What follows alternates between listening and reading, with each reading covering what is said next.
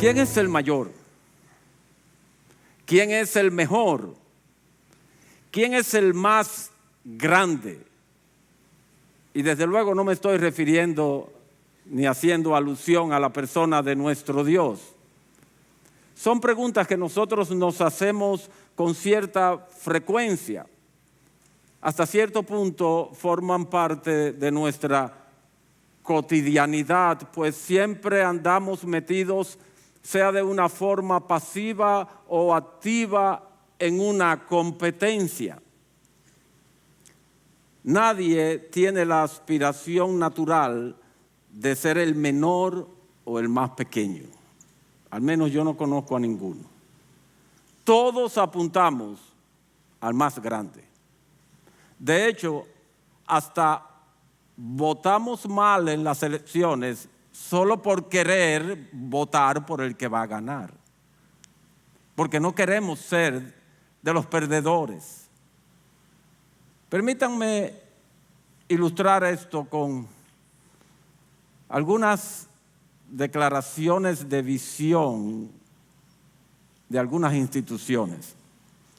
Y por si alguno aquí no sabe, una declaración de visión es la manera en que una persona o un conjunto de personas, una institución, sea pública o privada, un equipo deportivo, etcétera, quiere y procura llegar a ser. Es lo que yo quiero llegar a ser. Una importante industria dominicana tiene la siguiente declaración de visión. Dice: tenemos la visión de ser la mejor compañía de productos de consumo en la República Dominicana, reconocida como la empresa líder en la industria por nuestros productos, nuestra gente, nuestro compromiso con la comunidad y los altos estándares éticos con que laboramos. Ellos no quieren ser una empresa dominicana más, ellos quieren ser la mejor empresa dominicana. Otra compañía dice que aspiran a ser la compañía número 1 de productos de consumo del Caribe, con marcas y productos relevantes que fortalezcan nuestro liderazgo y aseguren sólidas posiciones en cada uno de los mercados en los cuales competimos. Y en el ámbito deportivo, los que son aficionados al boxeo, por ejemplo, recordarán al más grande, Muhammad Ali. Los que se inclinan por el básquet probablemente pensarán cerca en LeBron James o, mejor aún, Michael Jordan. Los que son un chin más para atrás piensan en otros personajes. Permítanme ahora presentarles la declaración de visión de nuestra iglesia. Ser una comunidad apasionada con la gloria de Dios y su evangelio, comprometida con vivir el presente a la luz de la eternidad. Es evidente que si la comparamos con las anteriores, hay un elemento que falta en esta declaración. Así que yo les voy a repetir nuestra declaración de visión con una ligerita variación. Ser la comunidad más apasionada con la gloria de Dios y su evangelio, comprometida con vivir el presente a la luz de la eternidad. Suena diferente, es diferente. ¿Sería correcto entonces que una iglesia quiera ser la mejor iglesia? ¿Sería correcto que un cristiano quiera ser el creyente más fiel, más apasionado por Cristo, más santo? Tengo la sospecha que para muchos de nosotros eso suena a arrogancia. Y no nos atreveríamos a poner eso en una declaración pública de nuestra visión. De hecho, revisé las declaraciones de visión de varias de las iglesias hermanas con las que nosotros comúnmente tenemos relación y todas andan más o menos igual que la nuestra, ninguna contempla la idea de ser la mejor en lo que se propone lograr para Cristo en el tiempo. Así que al responder la pregunta de ¿quién es el mayor?, abordaré este tema de ser el mejor en mi sermón de hoy. Y desde luego tengo que demostrar eso por la palabra de Dios, si no, no tiene ninguna validez. Y creo que no hay mejor punto de partida que la persona misma de nuestro Dios. El único Dios verdadero, el que creó y sustenta todas las cosas con la palabra de su poder, se describe a sí mismo como el todopoderoso, omnisciente y omnisapiente Dios. También Él es el Altísimo, el único y soberano y sabio Dios. Su nombre es admirable, excelso, y no hay nadie ni en el cielo, ni en la tierra, ni debajo de la tierra que sea ni por asomo semejante a nuestro Dios. A través del profeta Isaías, en el capítulo 44, versículos 6 y en adelante, dice: así dice el Señor, el Rey de Israel y su Redentor, el Señor de los ejércitos: yo soy el primero y yo soy el último, y fuera de mí no hay Dios. ¿Y quién como yo?, pregunta el Señor, que lo proclame y que lo declare. Versículo 8 al final dice: ¿hay otro Dios fuera de mí o hay otra roca? No conozco ninguna. Mis hermanos, nuestro Dios es sencillamente lo máximo. Lo máximo. Él es incomparable. Y es la comprensión de la grandeza de Dios lo que llevó a Moisés a exclamar en Éxodo 15, versículo 11: ¿quién como tú entre los dioses, oh Señor? ¿Quién como tú, majestuoso en santidad, temible en las alabanzas, haciendo maravillas? Y el salmista lo secunda y dice: oh Dios, ¿quién como tú? Por ende, hermanos, toda la creación, en el estado original en que fue llamada a la existencia, es un reflejo de su ser y de su carácter. Todo cuanto Él hizo tenía el sello de la perfección, la hermosura y la excelencia. Toda su creación fue diseñada y creada para alcanzar su máximo potencial y desarrollo. Desde este mismo púlpito he escuchado en otras ocasiones que la vida del hombre inició en un jardín, pero Dios lo dotó de todo el potencial necesario para transformar dicho jardín en una hermosa y gran ciudad. El hombre fue creado santo, a la imagen de Dios, con el potencial de perpetuar esa imagen en la creación. De manera que nosotros fuimos creados a imagen del Dios perfecto y excelente. Y debemos y estamos llamados, en nuestro estado original, estábamos llamados a reflejar esa perfección y esa excelencia. Pero todos sabemos que caímos del estado de gracia y gloria en el que fuimos creados. Ahora vivimos en un estado de pecado. Y aunque a primera vista cualquiera puede pensar que el plan de Dios se arruinó, que lo echamos a perder, lo cierto es que no es así. Dios envió a su Hijo para rescatarnos del estado de ruina y muerte en que el pecado nos dejó, para que nueva vez persigamos la excelencia. Nueva vez, como al principio. Así lo expresa Pedro en su segunda epístola. Si quieren y pueden, me acompañan a segunda de Pedro, capítulo 1, versículo 3 en adelante. Dice allí: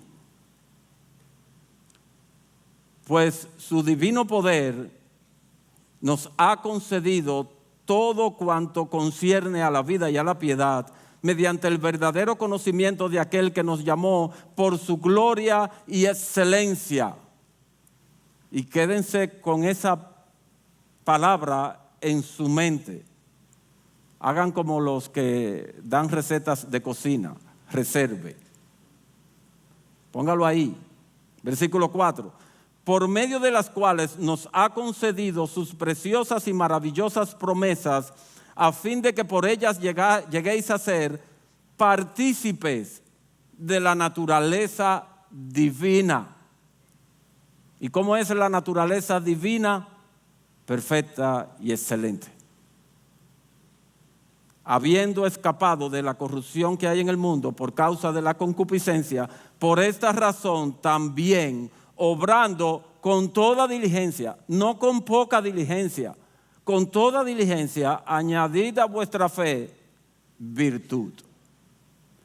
Resulta ser que esa última palabra, virtud, es la misma que al final del versículo 3 se traduce excelencia. Entonces lo que Pedro nos está diciendo es que por causa de nuestra fe en Cristo tenemos un llamado a la excelencia. O dicho de otra forma, la fe nos debe impulsar a buscar la excelencia en todo para que Dios sea glorificado. Todos queremos glorificar a Dios. Por ende, todos debemos perseguir la excelencia. Él nos hizo partícipes de su naturaleza para que pudiéramos perseguir ese fin. Hebreos 11 tiene inmejorables ejemplos de lo que es añadir a la fe excelencia. Los que conocen Hebreos 11 saben lo que hicieron esa galería de hombres que allí figuran. Veamos ahora cómo lo plantea Pablo. Y vamos a Filipenses capítulo 3, versículo 8. Y aún más, yo estimo como pérdida todas las cosas en vista del incomparable valor de conocer a Cristo Jesús, mi Señor, por quien lo he perdido todo y lo considero como basura a fin de ganar a Cristo y ser hallado en Él. Versículo 10, y conocerle a Él, llegando a ser como Él en su muerte. Versículo 11, a fin de llegar a la resurrección de entre los muertos. No que lo haya alcanzado o que ya haya llegado a ser perfecto, sino que sigo adelante a fin de poder alcanzar aquello para lo cual también fui alcanzado por Cristo Jesús. Hermanos, yo mismo no considero haberlo ya alcanzado, pero una cosa hago, olvidando lo que queda atrás y extendiéndome a lo que está delante, prosigo hacia la meta para obtener el premio del supremo llamamiento de Dios en Cristo Jesús. Mis amados hermanos, Pablo no corría la carrera cristiana porque lo importante es participar. No, él corría para ganar el premio. Para ganar el premio. Aquí no se vale, en esta carrera no se vale ser un mero participante. Hay que correr de tal manera que ganemos el premio. Y es algo similar a lo que él dice en 1 Corintios capítulo 9, versículo 19. Porque aunque soy libre de todos me he hecho esclavo para ganar a mayor número. ¿Qué quería Pablo? Ser el mayor ganador de almas del mundo. Para ganar a mayor número. ¿No sabéis que los que corren en el estadio, todos en verdad corren, pero solo uno obtiene el premio? Uno solo. corred de tal modo que ganéis. Y todo el que compite en los juegos se abstiene de todo. Ellos lo hacen para recibir una corona corruptible, pero nosotros una corona incorruptible. ¿A quién se corona en una competencia? Al que gana. Al que gana. Nosotros estamos llamados a ganar, a ser coronados. Según estos pasajes, entonces, Pablo tenía por delante la meta de obtener el premio en la carrera de conocer a Cristo, pero también de ser coronado como el mayor ganador de almas de toda la historia de la redención. Por eso él corría. Y por último, en cuanto a este punto, quiero que consideremos el punto de vista de nuestro Señor Jesucristo. En Mateo capítulo 20, versículo 20, un texto que volveremos a tocar un poco más adelante, encontramos la ocasión en que Juan y Jacobo vinieron a Jesús con una petición. Y ellos le dijeron: Señor, tú nos dijiste que nos sentaríamos sobre 12 tronos para juzgar a las 12 tribus de Israel. ¿Recuerdas eso, Señor? Mateo 19.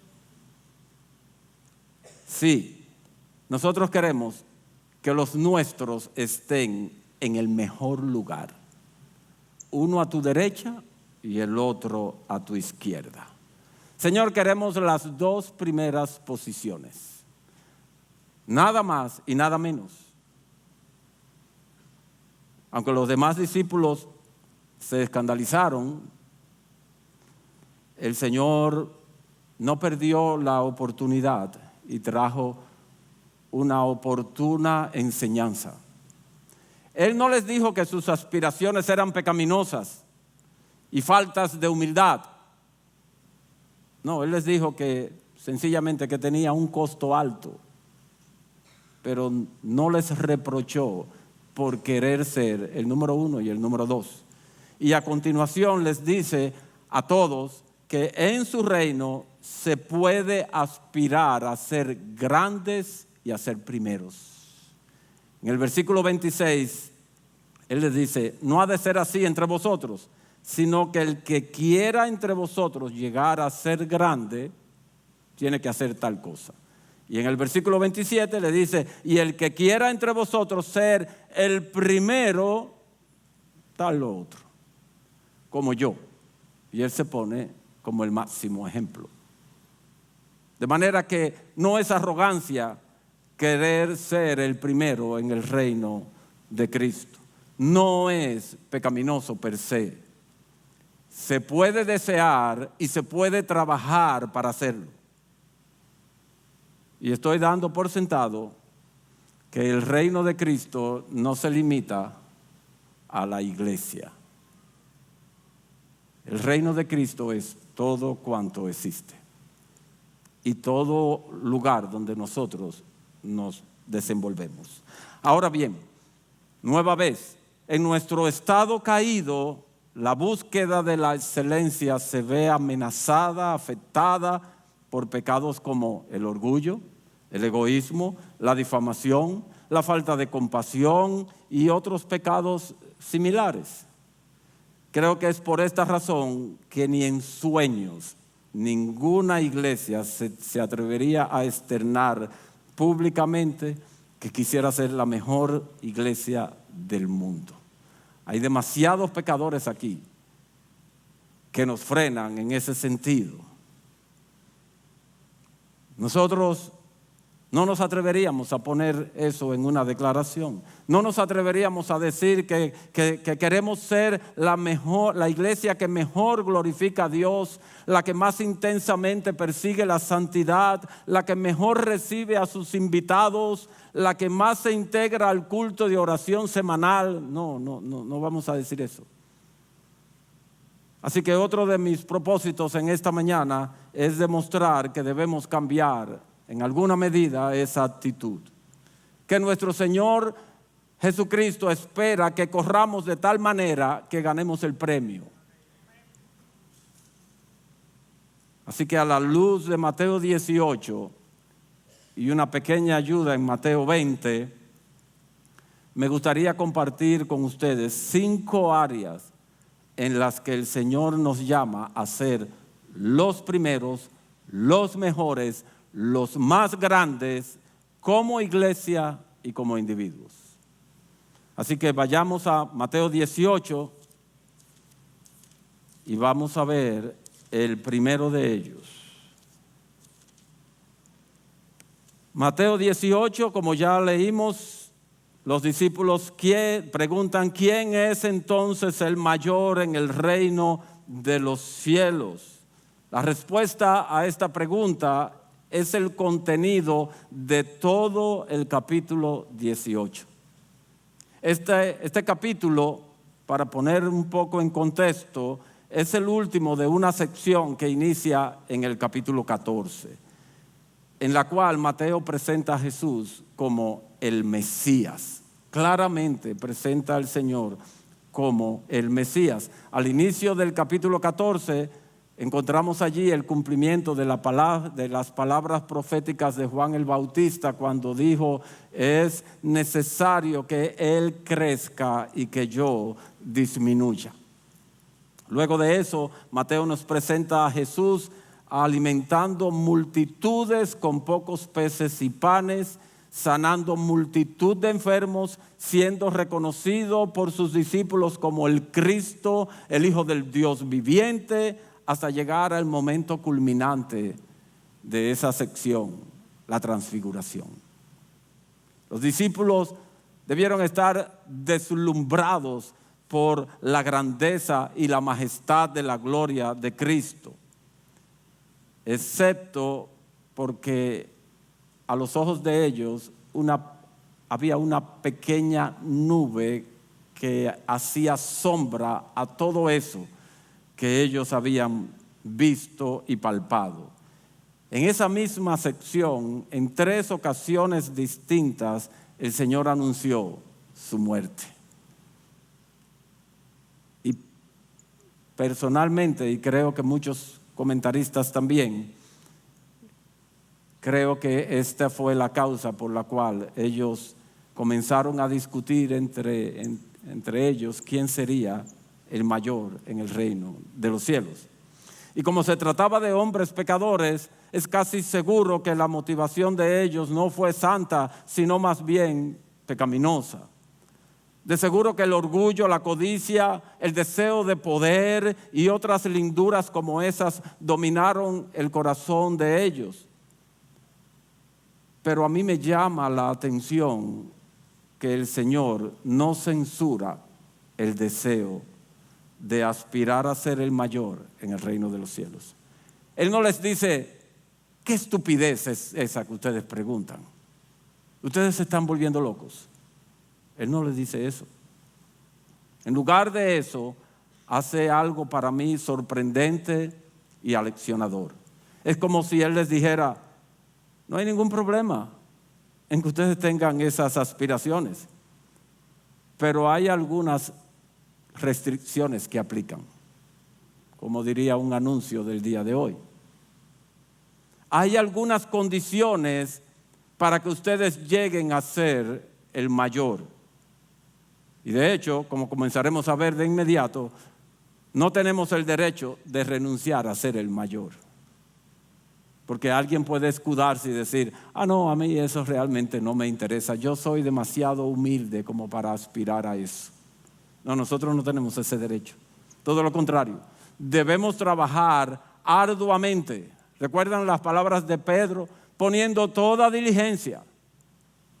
Toda diligencia. Debemos trabajar arduamente para llegar a hacerlo. Estamos llamados a ser como los que compiten en cualquier ámbito deportivo. Como ya vimos, debemos aspirar, debemos anhelar ganar la medalla de oro o el campeonato, el premio. Debemos aspirar a eso. Aquí hay que ganar, porque es el llamado a ser como Cristo. ¿Quién es el mayor? Versículo 2, Mateo 18.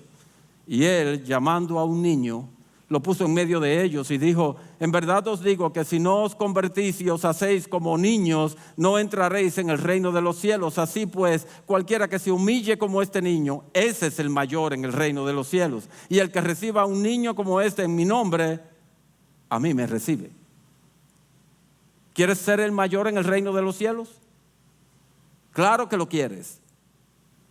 Entonces, tienes que ser el más humilde.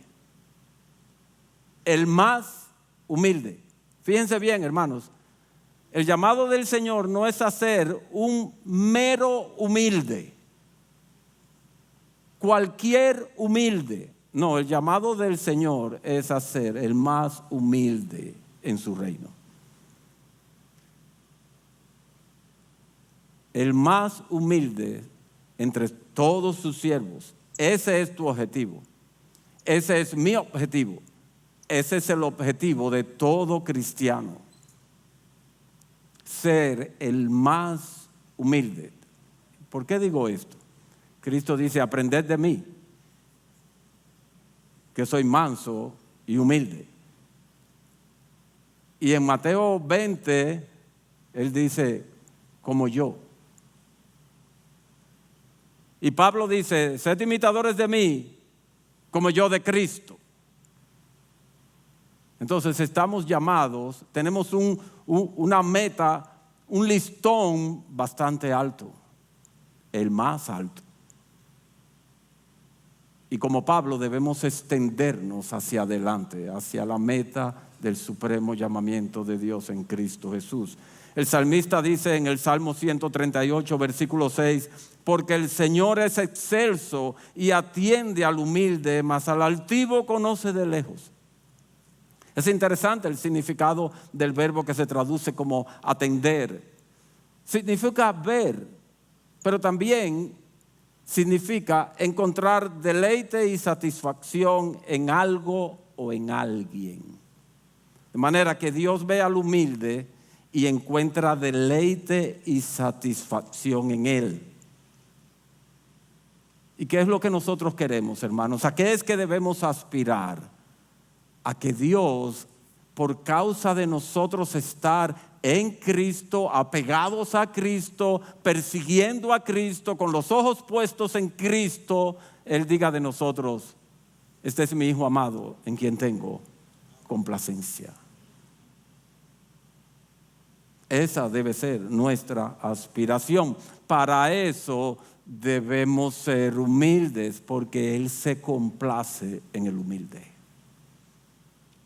Segunda condición, versículos 6 al 11. Pero el que haga tropezar a uno de estos pequeñitos que creen en mí, mejor le sería que le colgaran al cuello una piedra de molino de las que mueve un asno y que se ahogara en lo profundo del mar. ¡Ay del mundo por sus piedras de tropiezo! Porque es inevitable que vengan piedras de tropiezo, pero ay de aquel hombre por quien viene el tropiezo. Y si tu mano o tu pie te es ocasión de caer, córtatelo y échalo de ti. Te es mejor entrar en la vida manco o cojo que teniendo 2 manos y 2 pies ser echado en el fuego eterno. Y si tu ojo te es ocasión de pecar, arráncatelo y échalo de ti. Te es mejor entrar en la vida con un solo ojo que teniendo 2 ojos ser echado en el infierno de fuego. Mirad que no despreciéis a uno de estos pequeñitos, porque os digo que sus ángeles en los cielos contemplan siempre el rostro de mi Padre que está en los cielos, porque el Hijo del Hombre ha venido a salvar lo que se había perdido. ¿Quién es el mayor en el reino de los cielos? El mayor en el reino de los cielos, en el ejercicio de su humildad, de la humildad, procura no hacer tropezar a ninguno de los pequeñitos de Cristo y pondrá en ello toda diligencia. De ahí la importancia, hermanos, de un buen testimonio. De un buen testimonio. Yo voy a hacer lo que tenga que hacer con tal de no ser de tropiezo a uno de los pequeñitos por quienes Cristo murió. Yo me voy a abstener de lo que me tenga que abstener con tal de no ser de tropiezo para uno de los pequeñitos que creen en Cristo. Para eso hay que ser humilde. La humildad es la clave, hermanos. Para yo renunciar a lo que yo entiendo que lícitamente me corresponde, aunque eso sea causa de tropiezo para ti.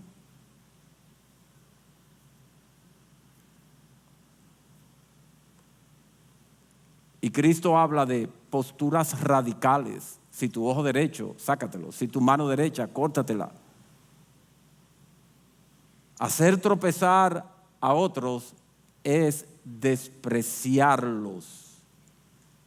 Más aún, es despreciar a alguien por quien Cristo murió y dio su sangre. Así como eso, así de sencillo. Por tanto, hacer tropezar a uno de esos pequeñitos es una afrenta contra Cristo mismo. No es humilde el que hace tropezar a otro de manera deliberada. Y si lo hace tropezar en ignorancia, cuando se da cuenta, hace restitución. Hace restitución. Tercera condición, versículo 12. ¿Qué os parece? Si un hombre tiene 100 ovejas y una de ellas se ha descarriado, ¿no deja las 99 en los montes y va en busca de la descarriada? Y si sucede que la haya, en verdad os digo que se regocija más por esta que por las 99 que no se han descarriado. Así, no es la voluntad de vuestro Padre que está en los cielos que se pierda uno de estos pequeñitos. Por tanto, si tu hermano peca, si tu hermano es una oveja que se está por descarriar o se ha descarriado a causa del pecado, ve y repréndelo. Sal por los montes, por los valles, a buscar esa oveja. Si te escucha, has ganado a tu hermano. Pero si no te escucha, lleva contigo a uno o a dos más para que toda palabra sea confirmada por boca de 2 o 3 testigos. Y si rehúsa escucharlos, dilo a la iglesia. Y si también rehúsa escuchar a la iglesia, sea para ti como el gentil y el recaudador de impuestos. ¿Quién es el mayor en el reino de los cielos? Es aquel que corriendo tras el premio de ser el más humilde, no pasa por alto el pecado de su hermano. No lo ignora, no mira hacia otro lado. Me voy a hacer de cuenta que no escuché, me voy a hacer de cuenta que no miré. Yo no quiero problemas. Este es un hermano, una hermana difícil y yo no me quiero meter en eso. Si tú no te quieres meter en eso, te estás autocolocando en el grupo de los más pequeños. De los más pequeños. Hermanos, aprovecho para decirles, Dios no quiere siervos inútiles. Él quiere siervos que hagan más que lo que se les pide. Eso fue lo que hizo el siervo aquel, donde está esa declaración. Él llegó de trabajar, eso fue lo que se le pidió. Pero su amo requería un servicio adicional y él estuvo dispuesto a hacerlo. Eso fue lo que hizo el leproso que se devolvió. A él se le dijo, ve y muéstrate al sacerdote. Él dijo, no, primero a darle gloria al que me bendijo y después veremos al sacerdote. Dios no quiere siervos inútiles. Así como el pastor que pierde una oveja no desiste en buscarla por montes y valles hasta encontrarla, de la misma manera, el que es un humilde guarda de su hermano va a lo largo de este proceso que Jesús nos dejó aquí hasta ganar a su hermano o hasta definir su condición espiritual. El mayor en el reino de los cielos es aquel entonces que tiene como meta, como objetivo, ser el mejor cuidador de almas del reino de Cristo. El mejor cuidador de almas del reino de Cristo. Cuarta condición, versículo 21. Entonces se le acercó Pedro y le dijo: Señor, ¿cuántas veces pecará mi hermano contra mí que yo haya de perdonarlo? ¿Hasta 7 veces? Jesús le dijo: no te digo hasta 7 veces, sino hasta 70 veces 7. Por eso el reino de los cielos puede compararse a cierto rey que quiso ajustar cuentas con sus siervos. Y entonces continúa con la parábola que nosotros conocemos como los 2 deudores, donde había uno que debía a todo el dinero del mundo más 20 pesos y otro que le debía a una pequeña cantidad. El amo perdonó la gran deuda que tenía el otro, el primero, y esperaba que tuviera compasión y también perdonara a su consiervo que le debía una pequeña cantidad. Pero no fue así. A la luz de la enseñanza de esta parábola, el mayor en el reino de los cielos es el más grande perdonador y el más compasivo de los siervos de Jesús. Es alguien que está bien consciente de la infinitud de su propio pecado y de la extraordinaria y extravagante gracia de Dios que le concedió el perdón de todos y cada uno de ellos. Es alguien que sabe la deuda que tenía. Es alguien que sabe el costo que hubo que pagar para perdonar esa deuda. Es alguien que sabe que no hay pecado u ofensa de cualquier humano en sentido general y en especial de cualquiera de sus hermanos en la fe que pueda cometer contra él y que supere la ofensa que él mismo ha cometido contra Dios y que le ha sido perdonada. Desde luego, el más grande perdonador y el más compasivo de los siervos de Jesús es aquel que es el más humilde de todos. Porque no sé si lo saben, y es una ironía. Para perdonar se requiere humildad.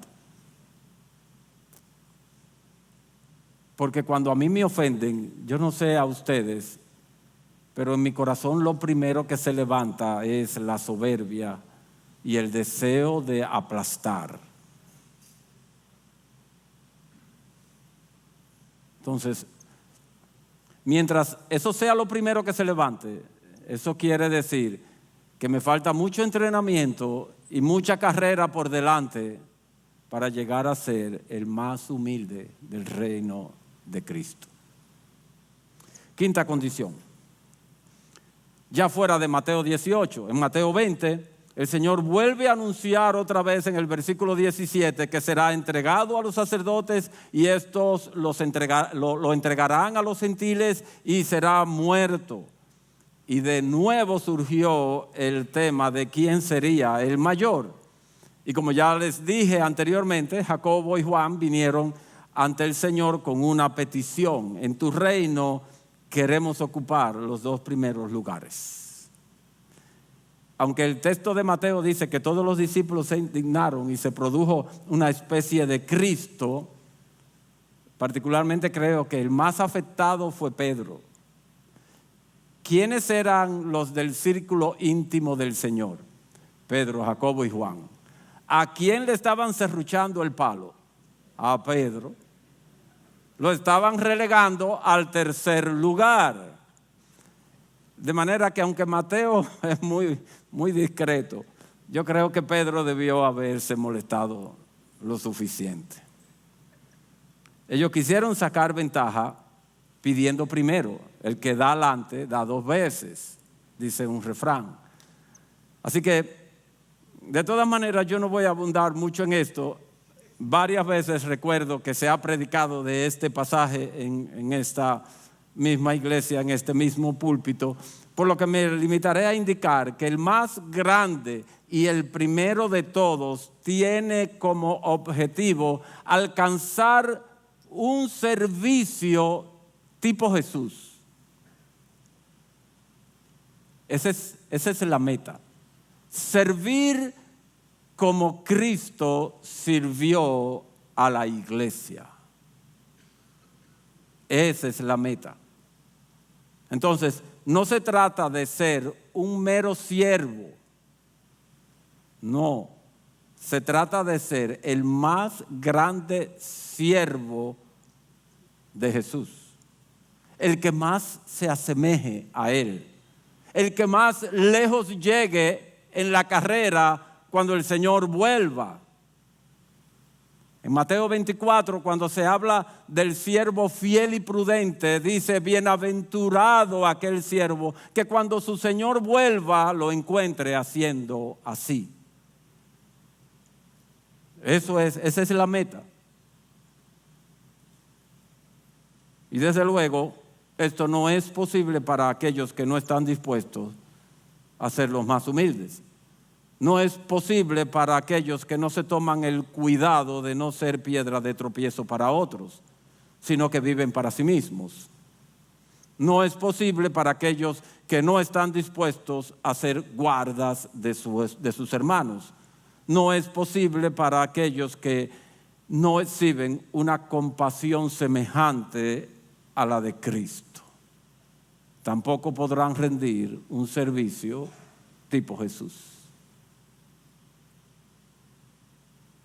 Bien, hermanos, hasta cierto punto cubrimos todo Mateo 18 y un pedacito de Mateo 20. Y vimos 5 características que adornan la persona de todo aquel que es el mayor en el reino de los cielos. Ahora me gustaría tratar de hacer un par de aplicaciones. Si no nos proponemos ser los mejores en estas cosas, lo más lejos que llegaremos es a considerarlas como algo que sería buenísimo alcanzar.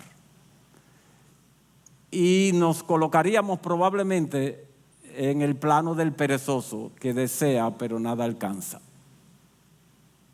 Sería buenísimo que yo pudiera ser el más humilde, que yo pudiera ser el mejor guarda de mi hermano, que yo pudiera no ignorar el pecado de mi hermano, sino ayudarlo. Pero si no nos trazamos objetivos concretos y medibles, y si no establecemos estrategias de crecimiento en estas áreas, no avanzaremos mucho en ganar el premio. No avanzaremos mucho. ¿Qué yo les puedo decir? Esto es muy amplio y el tiempo se acaba. Comienza por orar por estas cosas, de manera persistente. No te limites a orar hoy, porque el pastor habló de esto hoy. No, ora por esto de manera persistente, que esto sea una oración casi continua. Es decir, haz que esta petición sea frecuente. Pídele al Señor. Qué bueno que no hay ladrillos aquí. Pídele al Señor que te ponga en situaciones en las que puedas ejercitarte en ellas. Señor, ponme en situaciones donde yo tenga que ejercitarme en la humildad. Señor, ponme en situaciones donde yo no pueda eludir ser guarda de mi hermano. Señor, ponme en situaciones donde mi testimonio pueda quedar en entredicho ante los ojos de mis hermanos y yo tenga que autonegarme. Pídanle eso, si se atreven. Corrige los errores. Enmienda las situaciones en que incurras en actuaciones mediocres o pecaminosas. Cuando te des cuenta, no fui humilde, no lo dejes ahí. No te rindas, yo no voy a lograr eso. No, ven al Señor, pide perdón, busca de su fortaleza. Ve y pide perdón a aquel ante quien no fuiste humilde. Estudia los temas, estos temas a mayor profundidad. Haz un estudio sobre la humildad. Tienes toda la Biblia, puedes tomar una concordancia y buscar por tema humildad. Haz un estudio de eso. ¿Qué enseña toda la Biblia acerca de la humildad? Y hazlo en oración, no un mero ejercicio académico. Haz un estudio sobre el poder infernal y diabólico de un mal testimonio. Haz un estudio sobre cómo ser un mejor cuidador de almas. Haz un estudio sobre el carácter compasivo y perdonador de Dios. Y haz un estudio de cómo llegar a ser un siervo tipo Jesús. Es lo menos que yo puedo decirles. Pero yo no quiero tampoco que nadie se desaliente aquí. Hay siervos al 30 por 1. Hay otros al 60 por 1. Y hay otros al 100 por 1. No te minimices. Si tú eres de 60, no te quieras colocar en el plano de 30, porque el Señor te lo tomará en cuenta. Alcanza tu máximo potencial en el lugar donde Dios te colocó. Él no nos llamó a todos a trabajar en la misma esfera. Él nos ha colocado donde Él nos quiere, donde nosotros mayor gloria le daremos a su nombre, y Él espera que nosotros pongamos toda diligencia en llenar el 30%, 30 por 1 si somos 30 por 1, el 60 por 1 si somos de 60 por 1, o el de 100 por 1 si somos de 100 por 1. Ni uno menos. Pongamos toda diligencia, hermanos. Creo que todos ustedes concordarán conmigo de que tenemos mucho trabajo que hacer. Tenemos mucho que correr, pero siempre recordemos esto: no es en nuestras fuerzas, es en la plena dependencia del Espíritu de Dios que haremos esto. Es Él el que nos esforzará cuando estemos cansados, nos levantará cuando hayamos caído, nos sostendrá y nos alentará a seguir adelante cuando nos sentimos desmayar en la carrera. Que Dios nos bendiga y nos dé su gracia y de su poder para correr.